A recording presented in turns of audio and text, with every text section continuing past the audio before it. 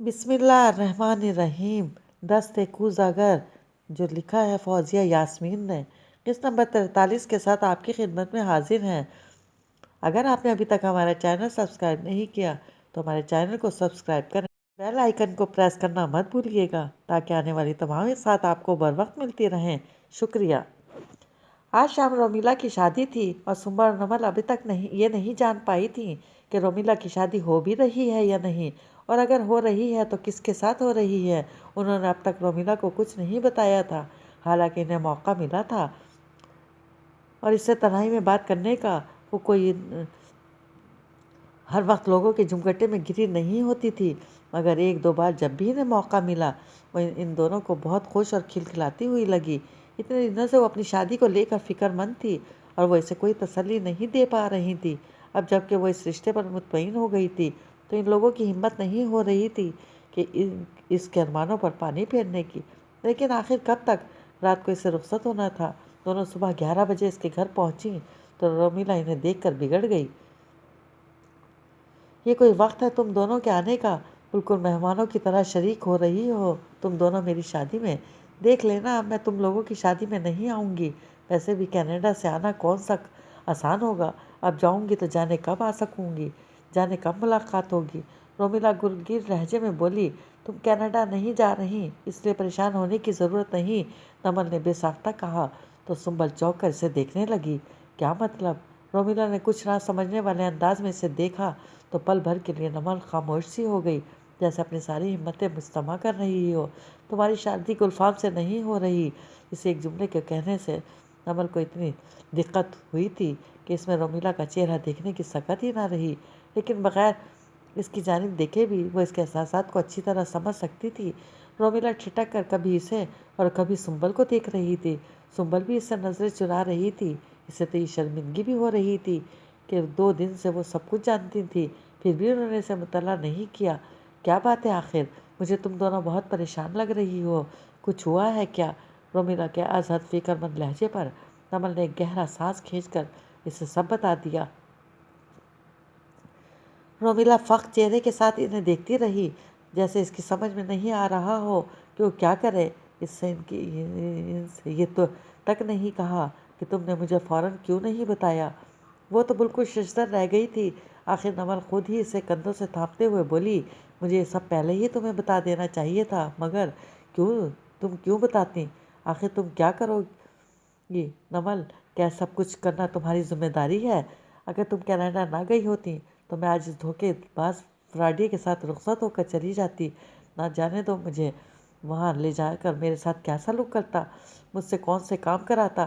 نمل اگر تم اتنا بڑا قدم نہ اٹھاتی تو، رومیلا لڑکھڑاتی ہوئی آواز میں اپنے کندھے پر رکھے اس کے ہاتھ کو تھامتے ہوئے بولی، اور ایک بار پھوٹ پھوٹ کر رونے لگی۔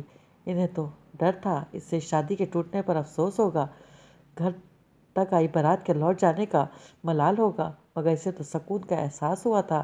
وہ اللہ تعالیٰ سے کوئی گلہ شکوہ کرنے کے بجائے اس کا شکر ادا کر رہی تھی۔ کچھ دیر تو ان تینوں کے بیچ میں گفتگو ہوتی رہی۔ آخر سنبل نے کہا، اب بھی پتہ نہیں ابرار بھائی نے کسے تلاش کر لیا ہے، جانے وہ کیا کرنے والے ہیں، مجھے تو ان سے کسی اچھے اقدام کی امید نہیں۔ سنبل کی بات پر رومیلا کچھ دیر نچلا ہونٹ دانتوں تلے دبائے اسے دیکھتی رہی، پھر ایک دم فیصلہ کن انداز میں بولی، میں ابھی ابرار بھائی سے جا کر پوچھتی ہوں کہ کون ہے اور کیا کرتا ہے۔ اگر وہ مجھے تسلی بخش جواب نہ دے سکے تو میں شادی سے صاف انکار کر دوں گی۔ نمل کو اس کے جواب سے بڑی خوشی ہوئی تھی۔ ہاں چلو ابھی چلتے ہیں، نمل فوراً بولی تو تینوں ابرار بھائی کے کمرے کی طرف بڑھ گئیں۔ اتفاق سے نہ صرف کمرے میں موجود تھے بلکہ اکیلے بھابھی کو کمرے میں نہ پا کر رومیلا نے فوراً کمرے میں داخل ہو کر دروازہ بند کر لیا۔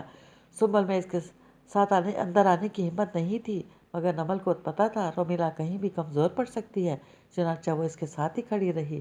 ابرار بھائی ان دونوں کو اس طرح اپنے سامنے کھڑا دیکھ کر چونک گئے۔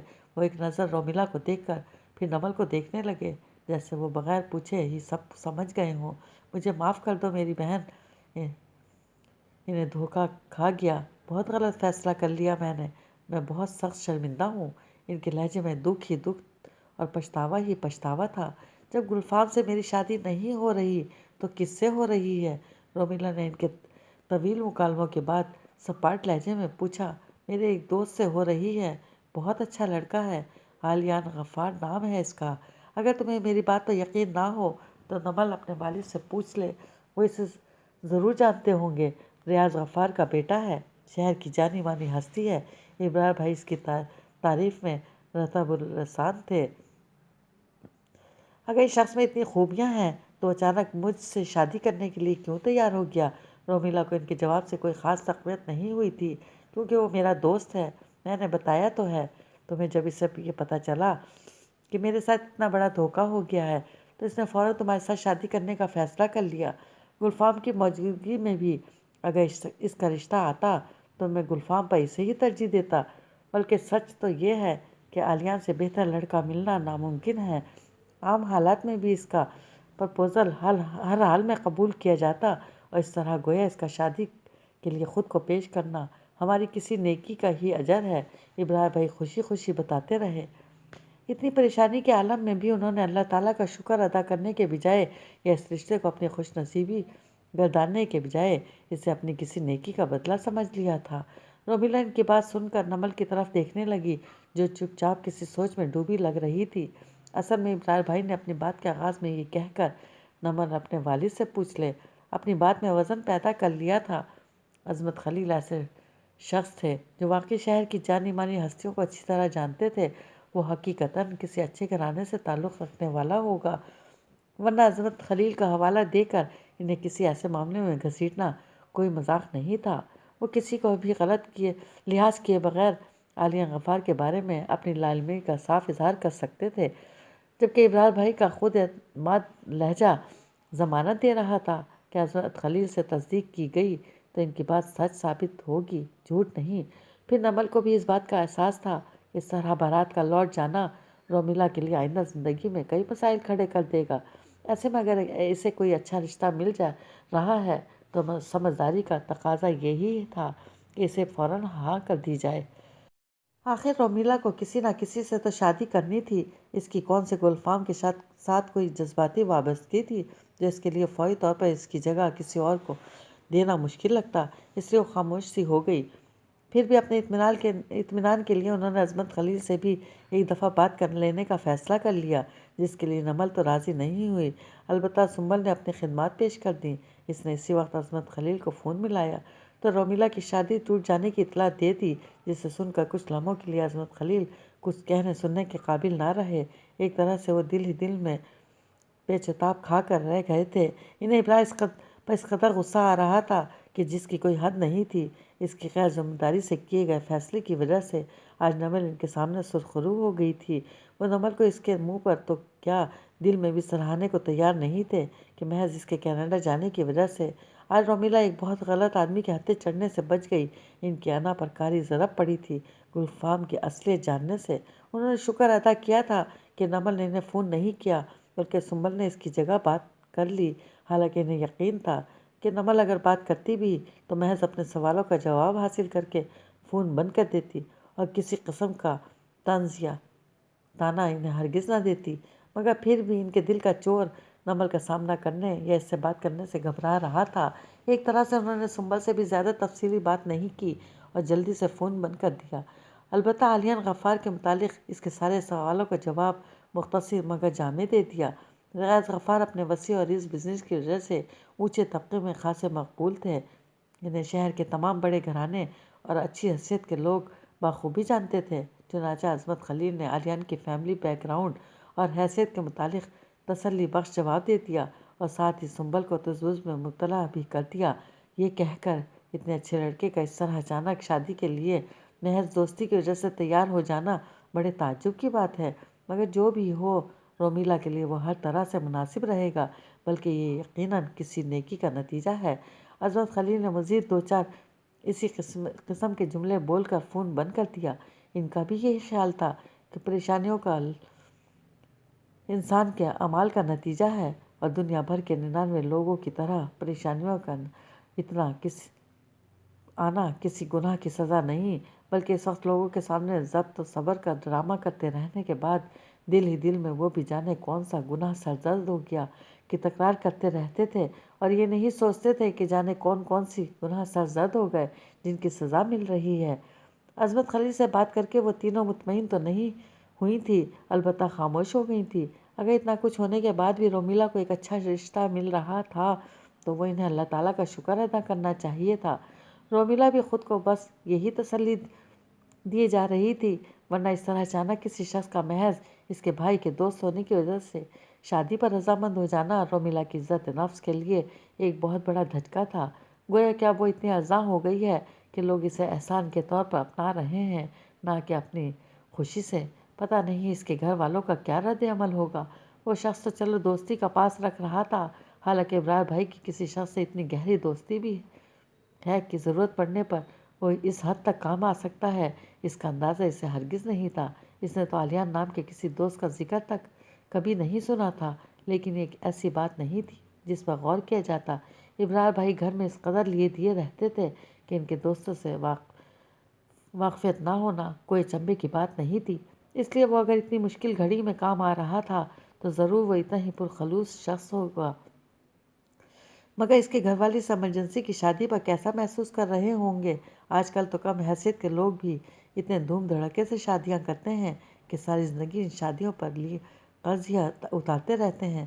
تو پھر وہ لوگ جو ایسی 10 شادیاں بآسانی منعقد کرا سکتے ہیں، ان لوگوں کے لیے کیا ارمان نہ ہوں گے، اور ساری خواہشوں کے جنازے کے ساتھ لائی گئی بارات آئندہ اس کی زندگی میں کتنی آسودگی لا سکے گی، اس کا اندازہ ان لوگوں سے ملے بغیر نہیں ہو سکتا تھا۔ پتہ نہیں وہ لوگ ان ساری چیزوں خواہشوں سے ماورا محض انسانیت اور خلوص پر یقین رکھنے والوں میں سے ہوں۔ رومیلا صرف سوچ سکتی تھی، کوئی حتمی رائے ان سے ملے بغیر نہیں دے سکتی تھی، اور ملنے میں بھی کون سا ٹائم باقی تھا۔ دوپہر تو ہو ہی گئی تھی۔ آج رات تک وہ تمام افراد اس کے روبرو ہوں گے، اور وہ اتنی چہرہ شناس تو ضرور تھی کہ ان کے تاثرات دیکھتے ہی جان جاتی کہ یہ سب اپنی خوشی سے آئے ہیں، یہ سارے مارے باندھے زبردستی کے لائے گئے ہیں۔ علیان کی طرف سے تو اسے امید تھی کہ وہ اپنے فیصلے میں خود مختار ہے، تو اس پر کوئی دباؤ نہیں ہوگا، مگر زندگی صرف ایک شخص کے ساتھ نہیں گزارنی ہوتی۔ پتہ نہیں اس کے گھر والوں کا رویہ کیسا ہوگا۔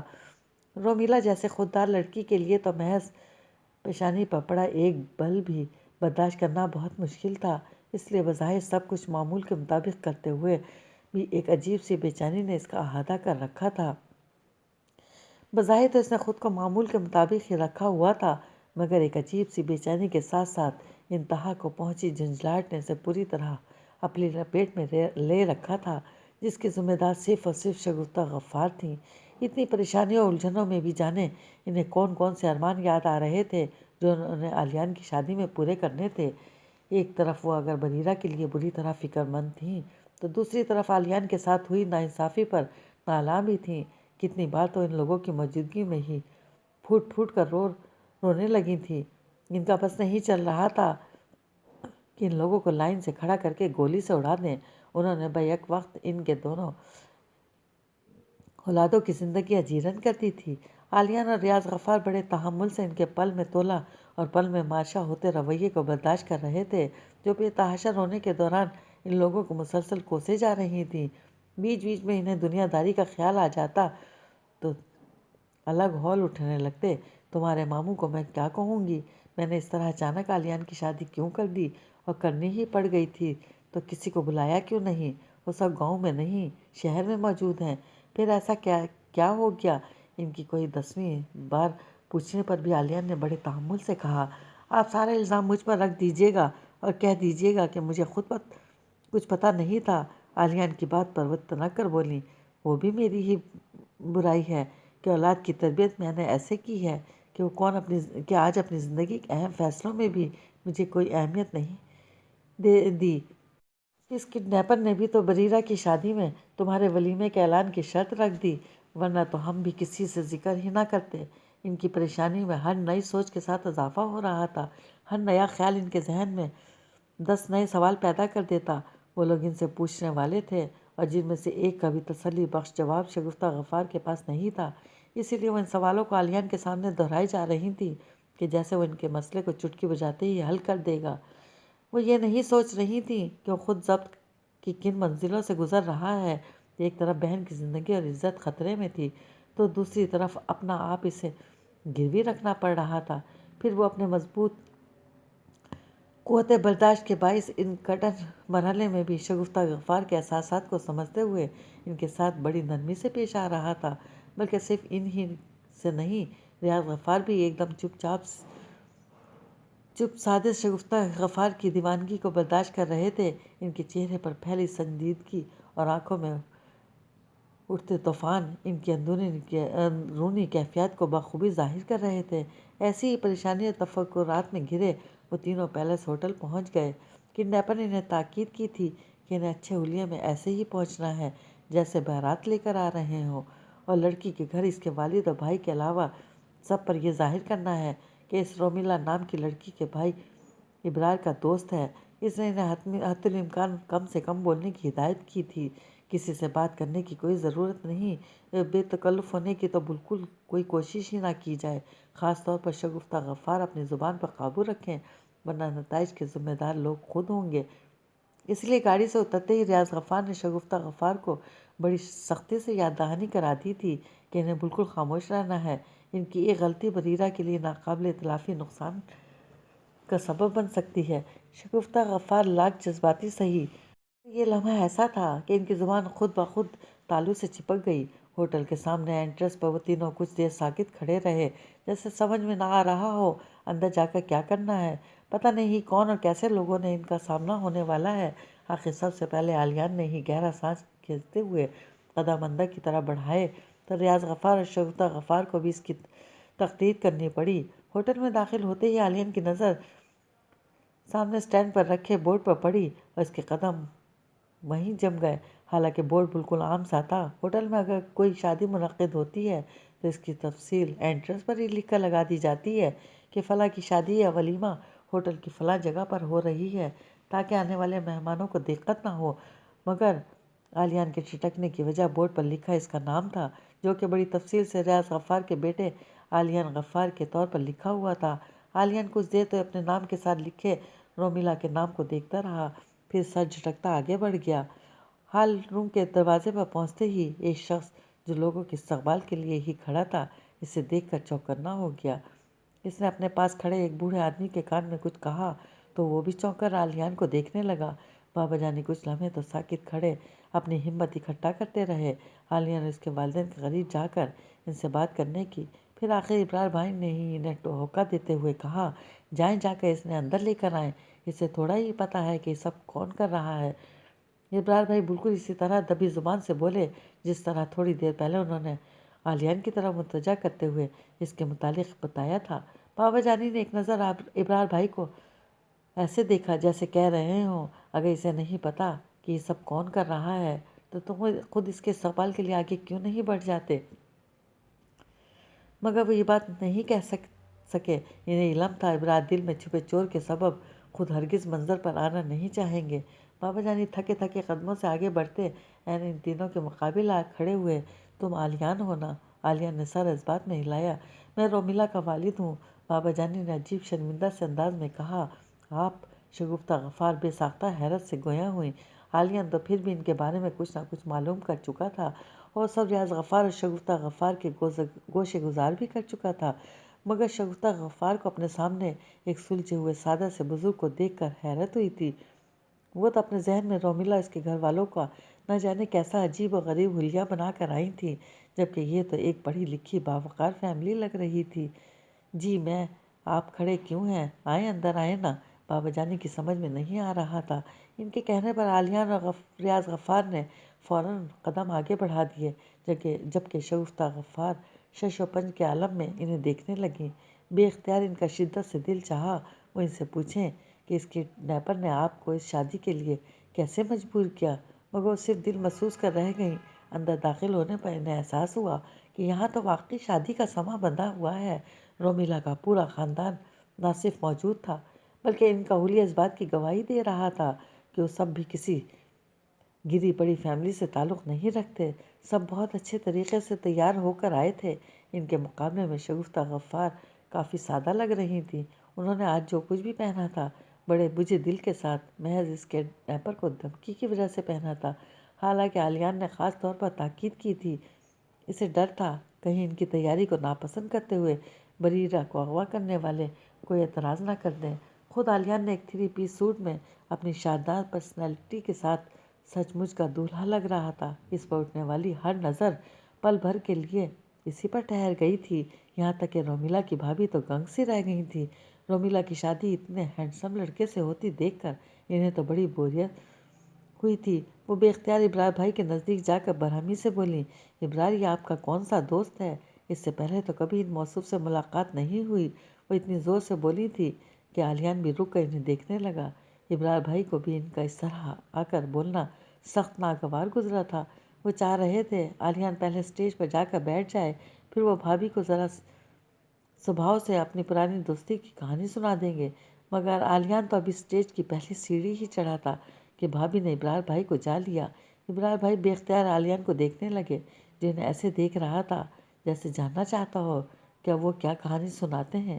کیا ہوا؟ یہی ہے نا دولہا جسے آپ اور بابا جانی دروازے سے لیتے ہوئے آ رہے ہیں؟ میں نے غلط اندازہ تو نہیں لگایا؟ بھابھی باری باری ان دونوں کو دیکھ کر بولی، جو ایک دوسرے کو ہی دیکھ رہے تھے۔ ہاں، تمہارا اندازہ صحیح ہے، یہی ہے عالیان۔ ابرار بھائی خود کو نارمل ظاہر کرتے ہوئے بولے تو عالیان بری طرح چونک اٹھا۔ اس آواز کو پہچاننے میں وہ ہرگز غلطی نہیں کر سکتا تھا، جس آواز نے 2 دنوں میں اس کی زندگی کا سکون اور چین درہم برہم کر دیا تھا۔ اس آواز کو وہ کیسے بھول سکتا تھا؟ لیکن میں تو آپ کے سارے دوستوں کو جانتی ہوں، اسے تو میں نے پہلے کبھی نہیں دیکھا۔ بھابھی اب بھی حیران تھی۔ ارے بھائی، تم میرے سارے دوستوں کو کہاں جانتی ہو؟ میرے تو ہزاروں دوست ہیں، تم تو بس 2-4 ہی سے ملی ہو۔ ابرار بھائی خود پر جمی عالیان کی نظروں سے گھبرا کر بری طرح چڑھ کر بولے تو اتنے لوگوں کی موجودگی میں بھابھی کو ان کا یہ لہجہ اپنی سکی محسوس ہوا۔ وہ ابرار بھائی پر ایک کھولتی ہوئی نظر ڈال کر ناراضی کے طور پر پاؤں پٹکتے وہاں سے چلی گئیں، جبکہ ابرار بھائی کے دایا زاد بھائی ان کے قریب آ کر پوچھنے لگے، ابرار یہ سب کیا ہے؟ گلفام نہیں ہے؟ باہر پورا بورڈ پر گلفام کے بجائے عالیان کا نام پڑھ کر میں سمجھا تھا شاید لکھنے میں کوئی غلطی ہو گئی ہے، مگر اب تو لگتا ہے جیسے معاملہ ہی کچھ اور ہو۔ اس دن واقعی گلفام کے خاندان میں کسی بزرگ کا انتقال ہوا تھا یا کوئی اور بات تھی؟ ان کا لہجہ فکر مند اور تجسس سے پر تھا۔ عالیان بڑے غور سے ان کی بات سن رہا تھا۔ ریاض غفار اور شگفتہ غفار اسٹیج کے نزدیک اتنے لوگوں کو کھڑا دیکھ کر وہیں رک گئے تھے۔ چاروں طرف سے لوگوں کی نظریں ان تینوں پر جمی تھیں۔ وہ اس عجیب و غریب انداز سے کی گئی شادی پر پہلے ہی شرمندہ تھے۔ آپ لوگوں کی ایکس رے لیتی نظریں انہیں اپنے آپ پر سمٹنے میں مجبور کر رہی تھیں۔ اصل میں ابرار بھائی نے تو کسی کو کچھ بتایا نہیں تھا کہ شادی گلفام سے نہیں بلکہ کسی اور سے ہو رہی ہے۔ لوگ تو آنے کے ساتھ ہی بورڈ پر لکھے نام کو دیکھ کر چونک اٹھے تھے۔ کچھ لوگ تو ایسے تھے جو ریاض غفار اور شگفتہ غفار کو بھی جانتے تھے۔ ان کی گویا پیٹ میں مروڑ اٹھنے لگے تھے کہ آخر یہ کیا ماجرا ہے۔ 2 دن پہلے جس طرح مہندی کا فنکشن انجام پایا تھا وہ پہلے ہی سب کو مشکوک کر گیا تھا۔ اب تو بورڈ پڑھ کر جو بھی اندر داخل ہو رہا تھا چہمہ گوئیاں کرتی محفل کا حصہ بن رہا تھا، اور اب عالیان کو دیکھ کر گویا سبھی اپنے ذوق و شوق کے مطابق کہانیاں تراشنے میں مصروف ہو گئے تھے۔ میں آپ کو بعد میں سب سمجھا دیتا ہوں۔ ابرار بھائی کی سمجھ میں نہیں آ رہا تھا اس صورتحال کو کیسے سنبھالیں۔ گلفام کو سبق سکھانے کے لیے انہوں نے جو قدم اٹھا لیا تھا اس پر ثابت قدم تو انہیں رہنا ہی تھا۔ اخلاقی اور قانونی طور پر ایک جرم کر چکے تھے، مگر ہر مجرم کی طرح وہ بھی یہی چاہتے تھے کہ ان کا جرم دنیا کی نظر سے چھپا رہے۔ ساتھ ہی ساتھ ان کو یہ بھی خواہش تھی کہ اس قدر غیر فطری اور روایتی شادی بغیر کسی جگ ہسائی کے خوش اسلوبی سے طے پا جائے۔ اس لیے فوری طور پر انہیں کوئی جواب نہ دے سکے بلکہ انہیں نظر انداز کرتے عالیان کے نزدیک چلے آئے۔ ارے تم کھڑے کیوں ہو؟ بیٹھو نا، ابرار بھائی نے بظاہر خود کو نارمل رکھتے ہوئے ایسے کہا جیسے واقعی سے مدتوں سے جانتے ہوں اور ان کے 20 سالے اور بہنوئی والی بے تکلفی بھی موجود ہو۔ عالیان نے جواب دینے کے بجائے ایک ٹک دیکھتا رہا۔ وہ اپنی جگہ سے بھی نہیں ہلا۔ ابرار بھائی اس کا انداز دیکھ کر ٹھٹک گئے۔ دل میں چور جو موجود تھا وہ کچھ پریشانی سے انہیں دیکھتے ہوئے گویا ہوئے، بیٹھو عالیان، تم تو اکیلے ہو، تمہارے خاندان والے یہاں موجود نہیں، لیکن ہمارے تو سارے رشتہ دار تمہاری ایک ایک حرکت کو نوٹ کر رہے ہیں۔ ان کے شک و شبہات کو اور بڑھاوا نہیں تو کیا یہ دھمکی ہے؟ عالیہ نے سپاٹ لہجے میں پوچھا۔ کیا مطلب؟ ابرار بھائی حقیقتاً سمجھ نہیں سکے۔ بریرہ تمہارے پاس ہے نا؟ عالیہ نے سوال ہی نہیں کیا تھا، اس کے لب و لہجے میں 100% یقین موجود تھا، اتنا کہ ابرار بھائی بوکھلا کر بغلے جھانکنے لگے۔ ہاں، میں سمجھا نہیں، تم کیا کہہ رہے ہو؟ وہ تو کوئی پیشہ ور مجرم نہیں تھے، بزنس کی دنیا میں ہیر پھیر کرنا اور بات ہے، اور کسی کی بہن کو اٹھوا لینا اور کہانی ہے۔ ان سے تو گویا اپنی گھبراہٹ چھپانا مشکل ہو گیا۔ پھر ان کے سامنے عالیان کھڑا تھا، جو ان کے تاثرات دیکھ کر ایک ہی پل میں شک سے یقین کی منزل تک پہنچ گیا۔ میں نے کہا تھا نا، میں تمہیں بہت آسانی سے ٹریس کر سکتا ہوں۔ ابرار بھائی کو اندازہ ضرور تھا کہ ہو سکتا ہے ایک نہ ایک دن عالیان اس کے گھر والے یہ جان جائیں کہ بریرہ کے اغوا کے پیچھے اس کا ہاتھ ہے، مگر عالیان اتنی جلدی اس راز کو پا لے گا، یہ امید انہیں بالکل نہیں تھی، ورنہ وہ اس طرح منظر عام پر آتے ہی نہیں اور عالیان سے ملے بغیر رومیلا کو اس کے ساتھ رخصت کر دیتے۔ انہیں تو اب خیال آیا تھا کہ انہیں فوراً عالیان کے سامنے آنا ہی نہیں چاہیے تھا۔ یہ فنکشن ان کے بغیر بھی انجام پا سکتا تھا، بلکہ زیادہ اچھا ہی تھا۔ وہ یہاں نہ آتے، انہیں خاندان والوں کا سامنا بھی نہ کرنا پڑتا۔ عالیان سے وہ بعد میں کبھی تنہائی میں مل لیتے، تب وہ اسے کسی بھی طرح ٹال سکتے تھے، اگر نہ بھی ٹال پاتے تو کم از کم بھرے مجمع میں تماشا تو نہ بنتے۔ ابرار بھائی بالکل سن کھڑے تھے، وہ تو سوچ رہے تھے یہاں ان کی موجودگی زیادہ ضروری ہے، کیونکہ اگر یہاں کوئی گڑبڑ ہوئی یا عالیان اور اس کے والدین اس کے خاندان والوں کے سامنے کسی قسم کی مجبوری یا اپنی بیٹی کے اغوا کا رونا رویا تو صورتحال کو سنبھال لیں گے، ورنہ بابا جانی سے ایسی توقع رکھنا بیکار تھا۔ ان سے تو کوئی امید نہیں تھی کہ وہ گھبرا کر کچھ الٹا سیدھا بول دیں۔ وہ خود یہاں موجود رہیں گے تو عالیان کے گھر والوں کو صحیح طریقے سے قابو رکھ سکیں گے، مگر اب عالیان کے اچانک پوچھنے پر تو ان کے حواس گم ہو گئے۔ عالیان خود فوراً ان کی پل پر بدلتی شکل کو دیکھتا رہا۔ عالیان کی خاموشی نے جیسے انہیں سنبھلنے اور سوچنے کا موقع دے دیا۔ بالکل اچانک انہیں خیال آیا کہ بریرہ تو ابھی بھی ان کے قبضے میں ہے۔ اگر عالیان یہ جان بھی گیا کہ یہ سب انہوں نے کیا ہے، تب بھی اس کا بگاڑ ہی کیا سکتا ہے؟ اسے اس کی بہن کی عزت کی خاطر زبان بند رکھنے اور ان کی بہن کو اپنانے پر بآسانی مجبور کر سکتے ہیں۔ اس خیال کے آتے ہی ان کا مجروح ہوتا اعتماد پھر بحال ہو گیا اور خود کو نارمل ظاہر کرتے ہوئے انجان بن کر کہنے لگا، لگتا ہے تمہیں کوئی غلط فہمی ہو گئی ہے عالیان، تم کسی اور کے دھوکے میں مجھ سے بات کر رہے ہو، ورنہ ہم دونوں کے بیچ تو سرے سے کبھی کوئی بات ہی نہیں ہوئی۔ کو جا کے مجھے ٹریس کرنے کی دھمکیاں دینا۔ انہوں نے لفظ دھمکیاں کو کھینچ کر ادا کیا تاکہ عالیان، جو اچانک اپنے مجرم کو سامنے دیکھ کر یہ بھول ہی گیا تھا کہ وہ اس کا بال تک بیکا نہیں کر سکتا، دوبارہ اس حقیقت کو تسلیم کر لے۔ اور واقعی عالیان کچھ چھٹک سا گیا ابرار کا لب و لہجہ سن کر۔ وہ کوئی بیوقوف نہیں تھا جو اس کی تنبیہ کرتی آنکھوں کا مطلب نہ سمجھ سکتا۔